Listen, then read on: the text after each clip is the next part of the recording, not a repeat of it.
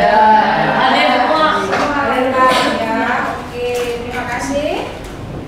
Oh, Michael hari ini tidak memakai seragam ya. Ya. Semoga lain kali bisa menaati peraturan sekolah ya, Michael. Siap, Michael?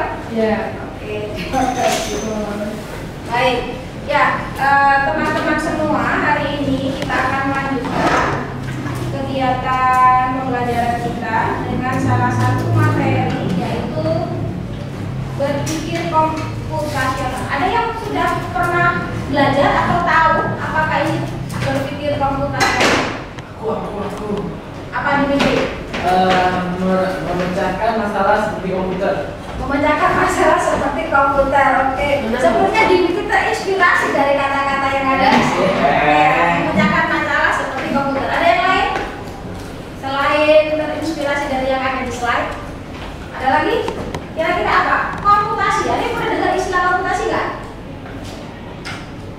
Ada yang pernah dengar istilah komputasi? Pertanyaan komputasi. Oh, pertanyaan komputasi ini ada jauh sekali antara komputasi dengan komputasi ya. Jauh banget. Oke, ya. Seperti yang tadi disampaikan oleh Dimitri, gitu ya, bahwa berpikir komputasional terkait dengan memecahkan masalah seperti komputer. Itu kalau secara bisa dikatakan secara teknis banget, gitu ya. Tetapi pada dasarnya berpikir komputasional ini sangat kita butuhkan dalam kehidupan sehari-hari. Tidak hanya ketika contoh kamu membuat program. Ya, ini nanti yang akan kita pelajari. Nah, ini ya. Berpikir komputasional bukan berarti kita harus menjadi robot atau berpikir menggunakan kode-kode rumit. Nanti akan kita lihat contohnya dalam kehidupan kita sehari-hari.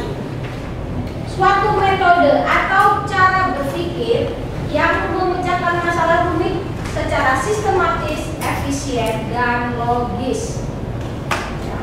Ingat, sistematis, efisien, dan logis. Mirip dengan cara seorang ilmuwan komputer membuat program. Ya. Sejauh ini, ya, bahwa ketika ada yang sudah pernah belajar mungkin coding atau membuat program. Ya, oke. Sudah ada yang pernah. Apa yang perlu kamu perhatikan ketika membuat sebuah program atau dalam coding? Ya harus pindahin yang start itu ke dalam ininya. Ya, ini ya. Oke, semacam itu blok. Oke, semacam. Kalau yang apa? Harus teliti, benar. Ada satu langkah saja yang tidak dilakukan, programnya berjalan apa tidak? Tidak bisa.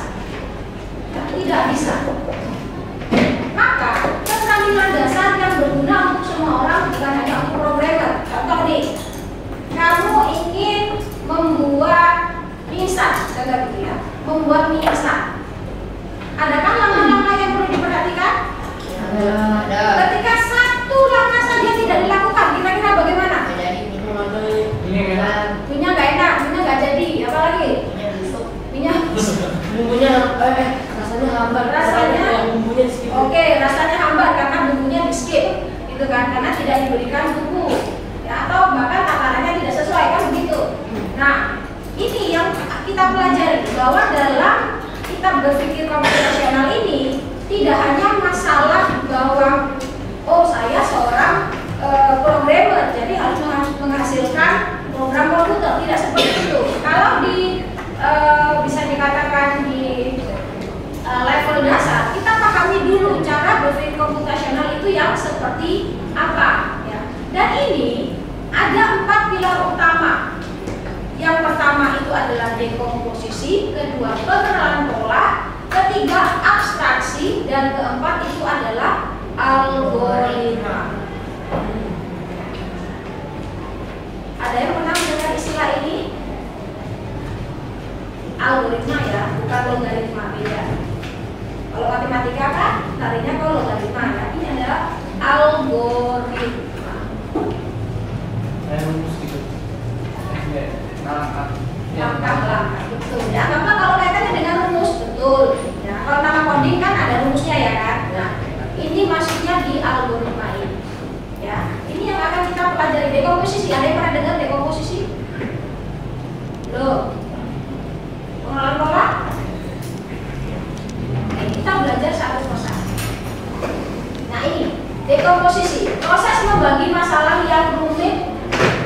besar menjadi komponen-komponen yang lebih kecil dan mudah dikelola. Tujuannya agar masalah tidak terlihat menakutkan dan bisa diselesaikan satu persatu.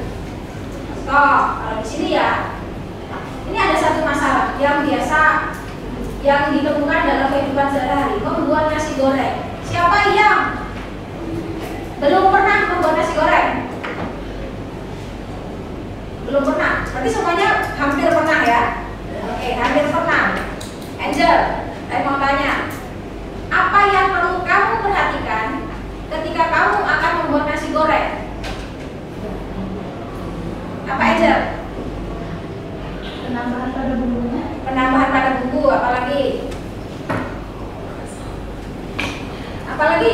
Pokoknya yang kamu perhatikan ketika membuat nasi goreng. Apalagi? Atau apa yang perlu kamu persiapkan? Atau ada yang bisa membantu Angel ketika kamu membuat nasi goreng? Apa yang perlu kamu perhatikan? Jangan gosok nasinya. Iya masih. Nasinya jangan gosok. Penggunaan api ya. Penggunaan api, oke. Udah panci.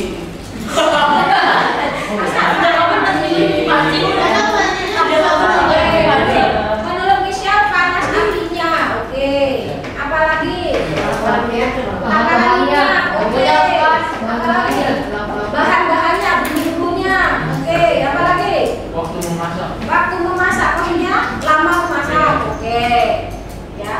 Nah ini beberapa hal yang perlu kita pahami ya dalam hal contoh. Ini contoh dekomposisi dalam kita membuat nasi goreng. Pertama, menyiapkan bahan ya, nasi, bumbu, telur dan lain-lain. Kalau ada tambahan sayur, ya kan. Kemudian mengiris bumbu, bisa diiris ataupun bisa diulek, bisa ya. Tidak harus diiris, bisa diulek. Kemudian, nah ini menggoreng telur. Mau telurnya bagaimana? Dicampurkah atau dijadikan telur ceplok, ya kan? Campur. Terserah. Kemudian menumis bumbu, mencampur semua bahan dan memasaknya. Nah, ini adalah step-step yang harus dilakukan. Ya, dekomposisi ini kita membagi, ya, membagi. Oh, saya siapkan bumbu dulu, ya kan? Lalu yang berikutnya saya siapkan peralatan. Ya, terus saya harus sudah tahu peralatannya. Itu adalah pembagian, ya. Jadi kita tahu bagaimana cara membagi hal-hal yang perlu dilakukan sebelum nanti ke step atau ke algoritmanya. Yang berikutnya, nah ini pengenalan pola. Kemampuan untuk mengidentifikasi pola, tren atau paralel dalam data atau di antara masalah-masalah kecil yang telah dipecahkan. Tujuannya membuat solusi lebih efisien. Jika kita menemukan pola, kita bisa menyelesaikan masalah serupa dengan cara yang sama. Ini contohnya. Ya, contohnya. Kalau di sini contohnya, ketika kalian membuat nasi goreng, caranya hampir sama ketika kalian membuat contoh kue goreng atau mie goreng, tapi bukan mie goreng yang instan ya, yang kita bumbunya membuat sendiri. Caranya sama ya ketika menumis, sama nggak? Kapan kamu memasukkan nasinya ketika di nasi goreng? Ketika bumbunya sudah dimasukkan ya kan? Iya. Apakah baru bumbunya baru masuk ke dalam minyak kemudian langsung dimasukkan nasi? Tidak, tapi menunggu bumbunya matang atau dikatakan ya kalau di demonstrasi untuk memasak katanya kalau sudah berbau harum kan begitu ya. Nah ini sama ketika kamu nanti memasak nasi goreng ini, ketika mau memasukkan nasi sama ketika kamu membuat kue tiaw atau membuat mie goreng, tapi bukan mie goreng yang instan. Sama juga ketika kamu contoh nih mengepel dengan menyapu, ya, mengepel dan menyapu. Ya, contoh, kalau kamu menyapu, siapa di sini yang nggak pernah nyapu? Nggak mungkin, pasti pernah nyapu ya. Ketika menyapu, contoh, kamu ke arah belakang atau ke depan? Depan. Kalau mengepel bagaimana? Ke depan juga, ya kan? Nah, ini adalah hal-hal yang bisa kita lakukan dalam kehidupan kita sehari-hari.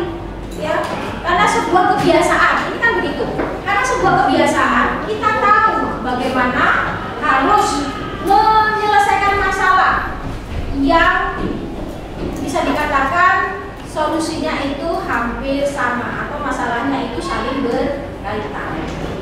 Itu terkait dengan pengenalan pola ya. Ini sama ketika kalau coding ya kan, coding itu begitu ada pengulangan juga ya kalau di coding. Nah, kalau ini salah ya prosesnya nggak akan berjalan sesuai dengan biasanya.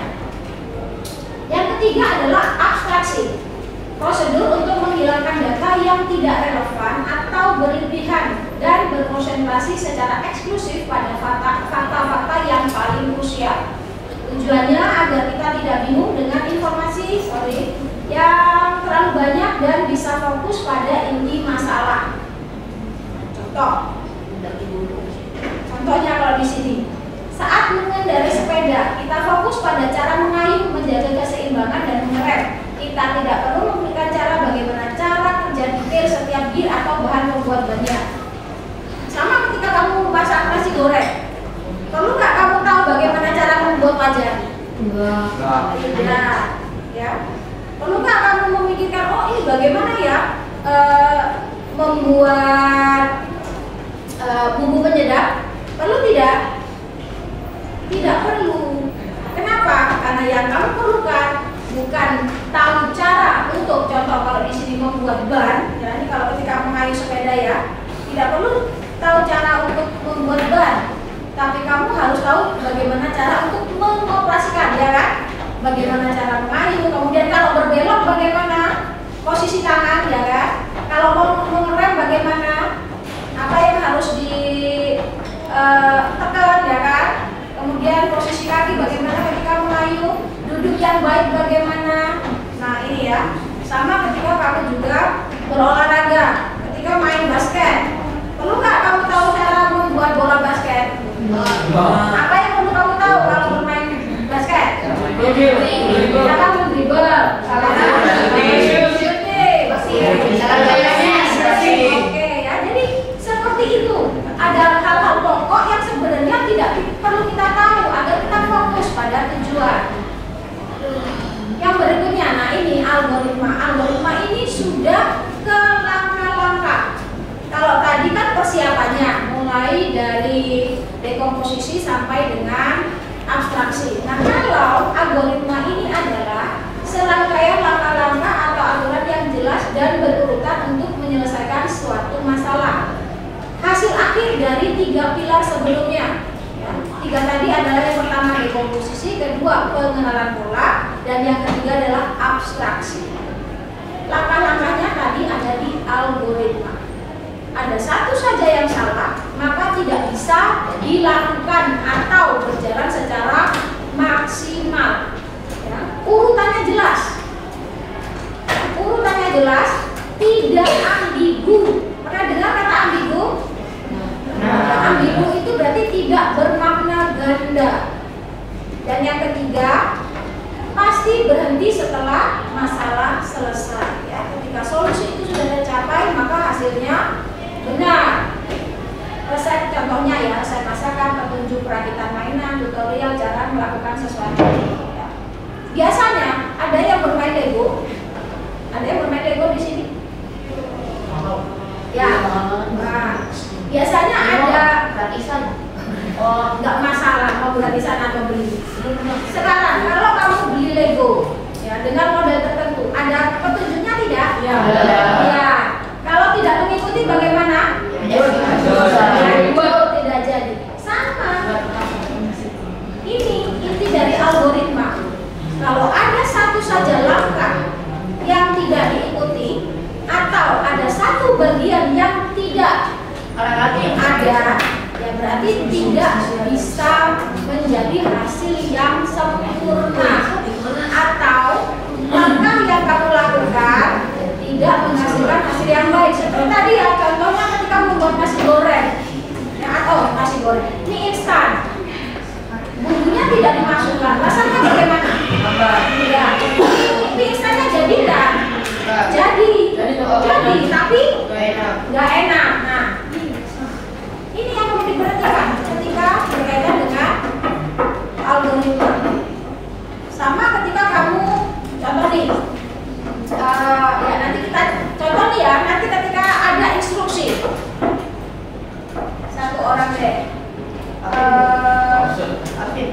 Siapa? Dimitri. Oke, dua orang. Terserah Ya, satu memberikan perintah, satu melakukan perintah. Ya, oke. Sekarang coba Kalsen dan Alvin deh. Gak apa-apa. Oke, gak apa-apa. Berdiri, silakan berdiri. Silakan berdiri di tengah-tengah. Oke, oke. Apa dukung? Saya pinjam botol minum. Kamu bawa botol minum Kalsen? Ya. Botol minumnya taruh di meja. Kita giling. Oke. Sekarang saya ingin Alvin memberikan instruksi kepada Kalsen bagaimana dia harus minum dari botol minumnya. Ayo, mulai dari posisi ini. Ya, contoh bagaimana Alvin harus berjalan, harus mengangkat tangan. Iya, coba. Ambil. Coba sekarang dicoba. Loh,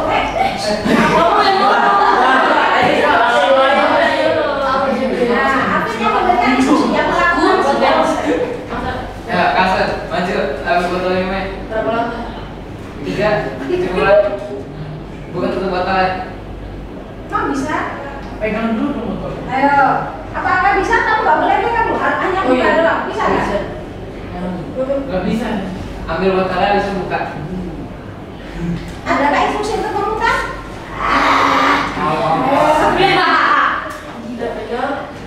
Pegang, habis itu putar dulu botolnya. Kanan. Nggak ada instruksi untuk mengangkat. Nggak ada instruksi untuk mengangkat. Taruh tutupnya di meja.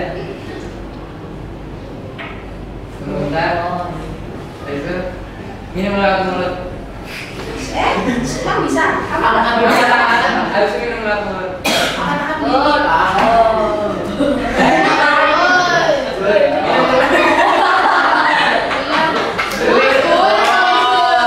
Taruh botolnya di meja. Nggak lucu gitu. Angkat tangan. Lalu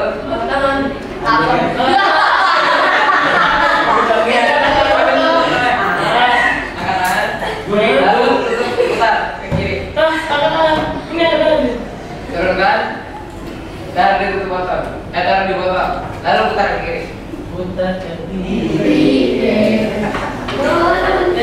Besok mundur 3 langkah ke belakang. Lepasin botolnya. Mundur 3 langkah ke belakang.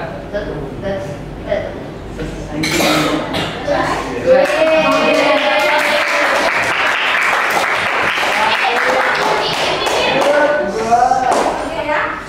Gambarannya seperti itu ya. Ya, mungkin teman-teman yang sudah pernah berlatih coding ya, tidak boleh ada langkah bahkan langkah sekecil apapun yang tertinggal.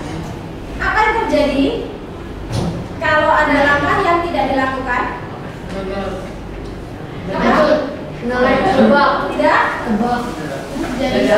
Gagal ya, gagal atau nih. Ketika ya contoh nyatanya tadi, anggaplah ini adalah pemrograman ya, anggaplah ini adalah pemrograman. Ketika instruksi yang diberikan tidak tepat, maka program tidak bisa berjalan sesuai rencana, gagal. Kamu minum saja sebenarnya itu banyak langkah. Kalau dalam coding ya, maju saja itu ada perintahnya, kan begitu ya kan. Kemudian mau pengulangan itu juga ada, untuk repetisi sendiri juga ada ketentuannya sendiri ya. Jadi sama seperti tadi, kalau kita mencontohkan dalam kehidupan sehari-hari, kamu mau masak mie instan ya, langkah-langkahnya harus detail ya. Apakah contoh nyalakan ya, pengaruhnya contoh menyalakan api dulu ataukah menaruh panci di atas kompor dulu, itu juga pengaruh. Anggaplah sedetail itu ya, anggaplah sedetail itu ya. Apakah contoh memasukkan bumbu ya, memasukkan bumbu setelah mie dituangkan di dalam mangkok ataukah sebelum mie dituangkan di dalam mangkok, Belum. Hal seperti itu berpengaruh terhadap hasil akhirnya. Contoh ini ya, dalam kehidupan sehari-hari yang bisa kita lakukan. Mengerjakan presentasi IPA tentang sistem pencernaan manusia. Contoh ya. Dekomposisinya nih, mencari materi dulu, membuat slide presentasi, mendesain tampilan slide, berarti presentasi, membagi tugas setiap anggota. Ini adalah breakdown ya. Jadi anggaplah dekomposisi itu adalah breakdown kecil-kecil dari apa yang perlu kamu lakukan, dari hal yang paling awal sampai dengan hal yang paling akhir ya. Dekomposisi itu berarti breakdown atau pembagian tugas kalau di sini. Yang berikutnya adalah pengenalan pola ya, karena ini presentasi, maka di setiap slide itu ada judul, mungkin ada gambar, dan pasti ada poin-poin penting ya kan. Tapi karena di sini adalah sistem pencernaan ya, maka di sini ada pengulangan pola, ada pengulangan di sini. Lalu atrasinya bagaimana? Fokus pada fungsi utama setiap organ, tidak perlu menghafal semua nama enzim dan tidak yang terlalu detail untuk level SMP. Ya. Ada hal yang tidak perlu dihafalkan di sana, karena fokusnya di organ. Ya, ini beda ya, fokusnya di organ. Kemudian, nah ini algoritmanya, membuat jadwal kerja. Hari pertama apa, kedua 3, keempat sampai dengan kelima kalau di sini. Tapi kan tergantung, ini tergantung dari contoh. Kalau ini breakdownnya per hari ya, ini karena diberikan mungkin tugas 1 minggu. Tapi kalau dalam waktu sehari, ya kan sehari di saat itu juga algoritmanya kan pasti akan berbeda. Nah ini yang perlu kita pahami. Ya, banyak yang menentukan bagaimanakah sebuah masalah itu diselesaikan. Bukan masalah sedikit atau banyaknya, tapi memastikan bahwa langkah-langkah yang sudah kamu pilih itu bisa menyelesaikan masalah yang dihadapi. Nah ini ya, jadi manfaat berpikir komputasional yang pertama, melatih kemampuan berpikir logis dan terstruktur. Seperti tadi, mau buka botol minum aja ternyata ribet ya.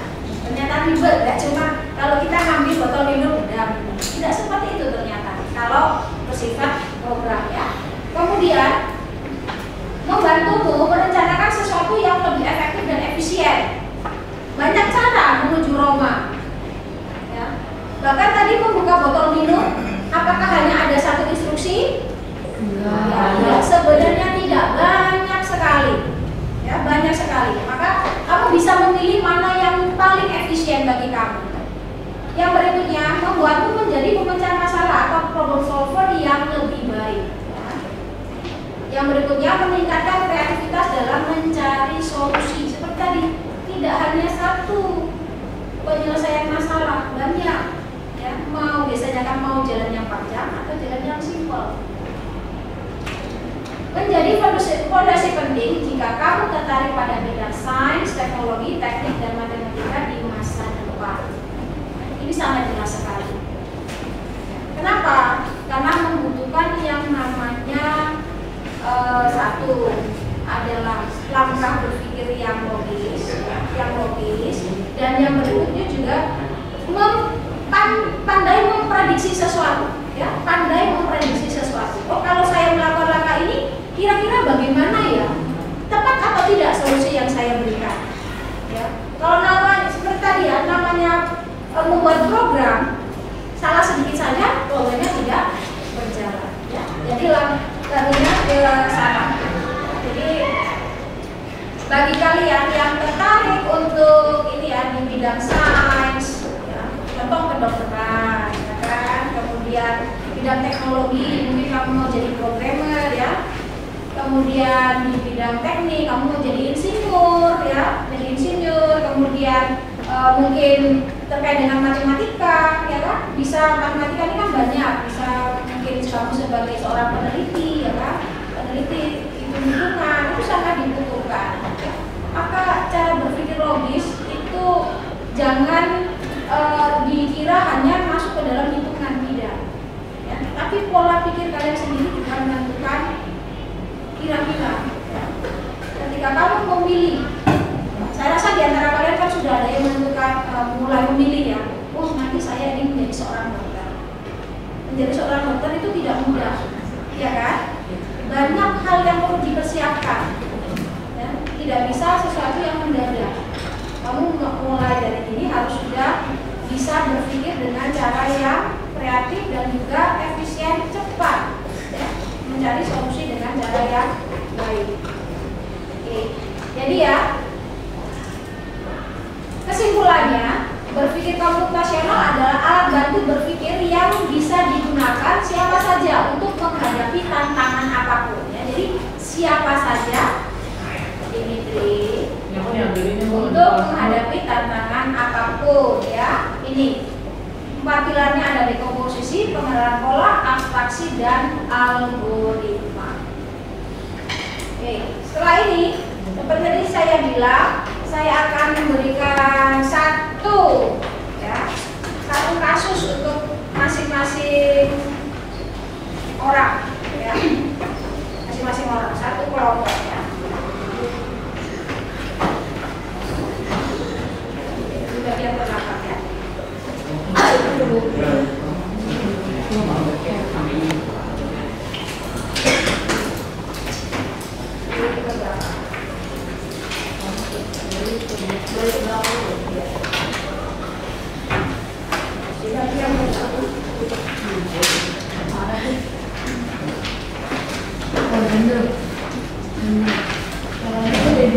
Oke, di halaman pertama kamu bisa menemukan sedikit informasi ya terkait dengan materi tadi yang sudah dijelaskan. Halo,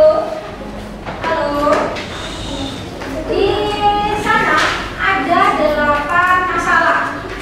Ada 8 masalah. Yang pertama adalah merencanakan liburan, kedua membersihkan rumah, ketiga membuat kopi, keempat mencuci baju, kelima memasak nasi dengan rice cooker, yang keenam mengerjakan proyek sekolah, ketujuh membuat akun media sosial, dan yang kedelapan memasak mie instan. Itu pilih satu atau pilih apa? Yang perlu dilakukan, lalu dibaca di sana. Pilih satu masalah untuk dipecahkan. Ya. Dari 8, kamu boleh memilih satu. Lalu setelah memilih, tuliskan langkah-langkah pemecahan masalah yang sudah kamu pilih ke dalam tabel yang sudah disediakan. Di halaman kedua sudah ada tabel. Ya, oke. Sekarang boleh kalian diskusikan. Saya beri waktu 10 menit untuk diskusi. Ya, pilih satu.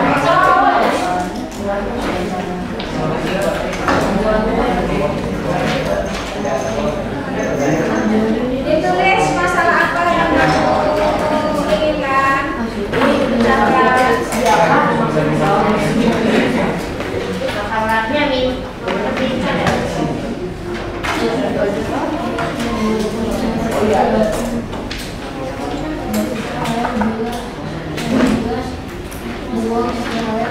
Boleh hal yang sudah kamu familiar, yang sudah pernah kamu alami.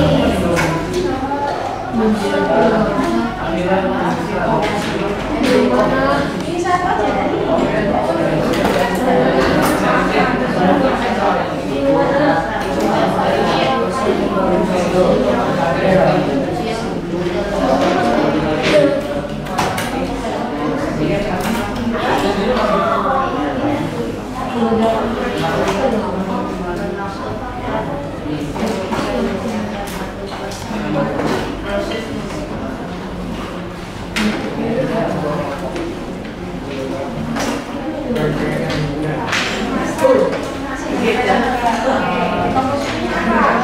ingat ya, dekomposisi itu berarti kamu membagi-bagi ke hal-hal yang kecil. Contoh, kalau tadi mau masak nasi goreng, menyiapkan bumbu, kemudian menyiapkan alat, nah itu dekomposisi ya.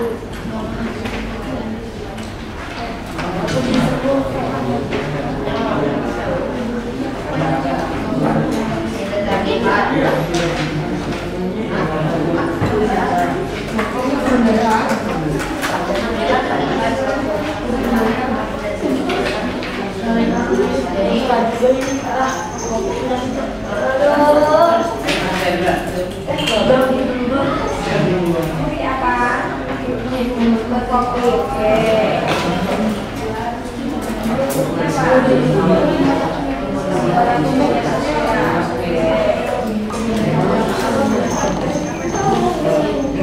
Rebus itu digoreng tahu.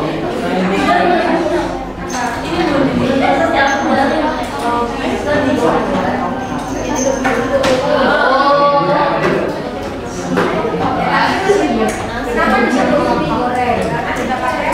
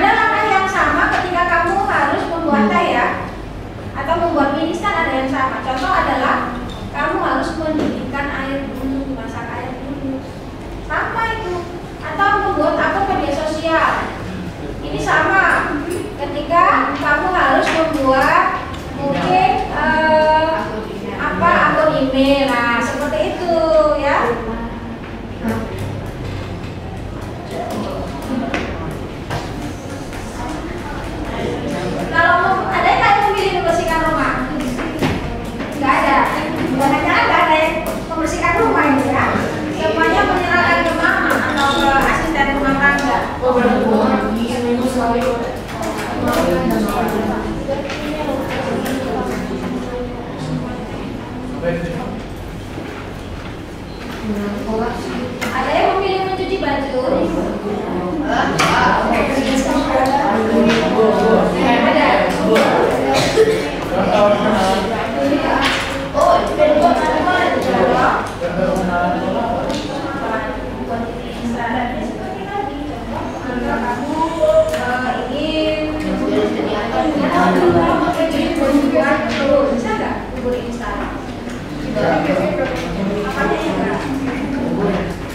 Ya iya, maksudnya ada pola yang sama kan? Kalau berarti semuanya sama.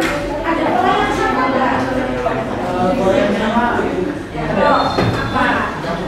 Nah, itu. Ya kan? Jadi pola itu juga berarti dari level sama sampai satu. Ada tanggal tertentu. Iya, sama aja. Foto aku jauh. Oh, nih. Dendra.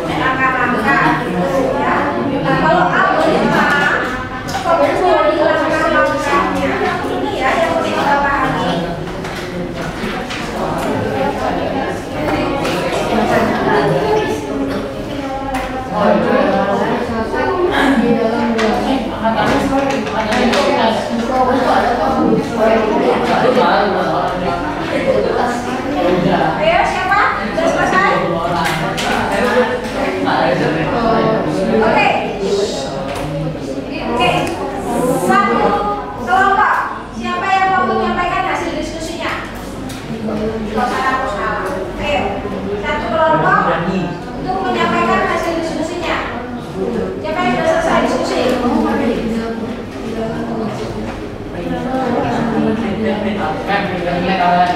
Iya. Harus saya dulu.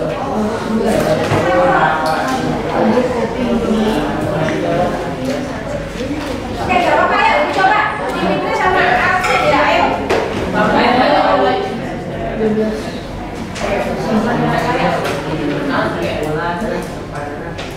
Oke, teman-teman, Gori. Ya, depannya. Oke, kita dengarkan bersama hasil diskusi dari Alvin dan juga Dimitri. Ya, silakan. Oke, selamat pagi Pak, Bu, sama teman-teman semua. Kami akan membacakan berpikir komputasional. Untuk masalah yang akan kita pecahkan adalah memasak mie instan. Untuk dekomposisi kita ada ambilan mie instan, menyiapkan bumbu, rebus mie, mencampur mie dengan bumbu, meletakkan mie di piring. Untuk pengenalan pola, kami menuliskan mendidihkan air, mencampur bumbu, mengaduk, dan menaruh mie di piring. Untuk abstraksi kita ada cara membuat wajan, cara membakar api, cara menggoreng minyak. Algoritmanya yang pertama, ambillah bungkus mie. Yang kedua, bukalah mie instan dengan diobek. Yang ketiga, keluarkanlah mie. Yang keempat, didihkan air di wajan. Yang kelima, cemplungkanlah mie di air. Yang keenam, tunggu sampai matang. Yang ketujuh, taruhlah bumbu di sebuah mangkok. Yang kedelapan, setelah mie matang, taruhlah mie di mangkok yang berisi bumbu, lalu diaduk. Yang kesembilan, mie siap dimakan. Sekian dari kami, terima kasih.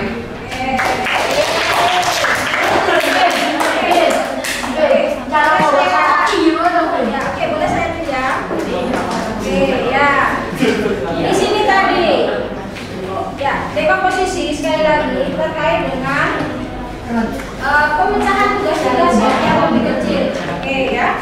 Lalu, nah ini pengenalan pola. Kalau tadi dituliskan mendidihkan air, mencampur bumbu, mengaduk, dan menaruh di piring. Kira-kira pola apa yang ada di sini? Alvin, Dimitri. Pola. Pola apa yang ada? Pola. Sama dengan apa?